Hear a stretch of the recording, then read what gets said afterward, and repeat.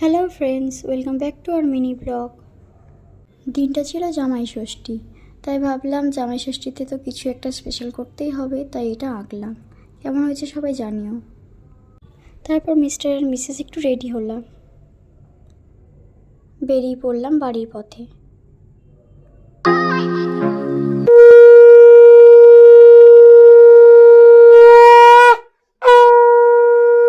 তারপর বাড়িতে এসে সুন্দর করে সব কিছু সাজিয়ে নিলাম। মা এখন ওকে আশীর্বাদ করছে, আর যা নিয়ম আছে মা সব এক এক করে করলো। এটা ছিল সকালের জলখাবার। ব্রেকফাস্টে ছিল 7 রকম ফল, 7 রকম মিষ্টি, কচুরি, ঘুগনি আর মাজা আর প্লেন ঝোল। তারপর মা একটু ওকে মিষ্টিমুখ করালো। আজ ভিডিওটা এই পর্যন্ত থাকলো, দেখা হবে পরের পার্টে। ভিডিওটা ভালো লাগলে লাইক, কমেন্ট এন্ড শেয়ার করে দিও। টাটা।